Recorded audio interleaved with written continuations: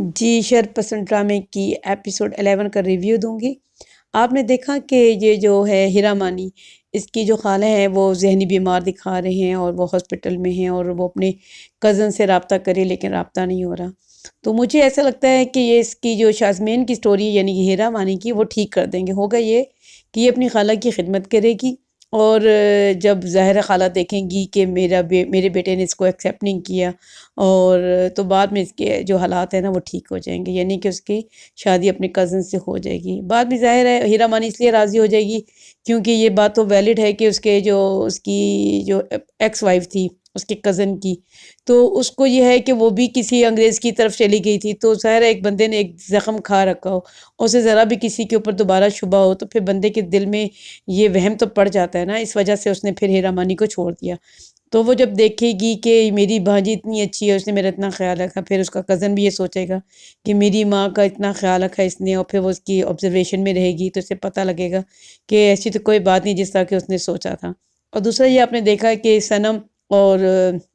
جو یہ عفان وحید ان کا جو کریکٹر ہے فدا اور صنم، تو یہاں پہ میں نے آپ لوگوں کو پہلی ایپیسوڈ میں بھی بتایا تھا کہ جو میڈیکل پرابلم ہے نا وہ اس کے اندر ہے، یعنی کہ یہ جو ہے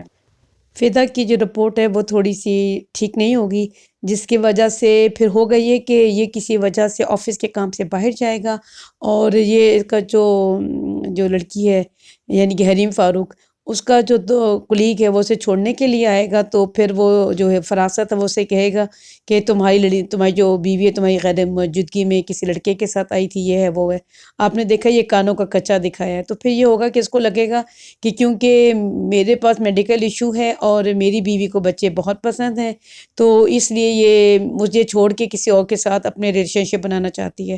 یہ شک جب اس کا اتنا بڑھے گا جس کی وجہ سے ان دونوں کے تعلقات خراب ہوں گے فدا اور صنم کے درمیان، ٹھیک ہے۔ اور یہ جو ان سی لڑکی ہے جو اس کی بیٹی ہے فراست کی، ظاہر ہے دیکھیں اس نے تو اپنے ٹانگوں پہ خود ہی کہتے ہیں نا اپنے پاؤں میں کلہاڑی مارنا، اس نے خود ہی مار دی ہے۔ اس نے حفصہ کا نام لے کے ظاہر ہے اس لڑکے کو ناراض کر دی ہے، اب وہ اس کے ساتھ تو شادی نہیں کرے گا، صاف نظر آ رہا ہے، ٹھیک ہے۔ اور مجھے نہیں لگتا، اور جو فراست ہے ظاہر آپ کو پتہ ہے غلط آدمی ہے اور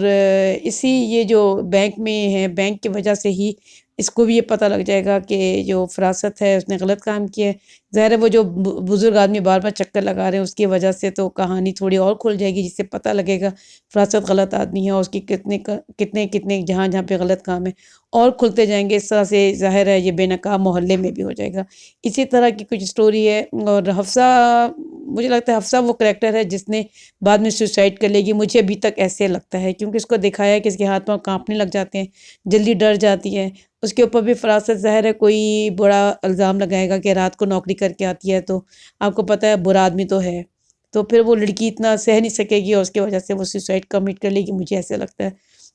اس کے علاوہ کچھ اور تو نہیں ہے، لیکن پلیز لائک کامنٹ سبسکرائب کیا کریں، ویڈیو اینڈ تک دیکھا کریں۔ اگر آپ کامنٹ کریں گے تو مجھے پتہ لگے گا آپ لوگوں کو میری ویڈیو کیسی لگ رہی ہے، تو پلیز میرے ساتھ اینڈ تک رہیے گا۔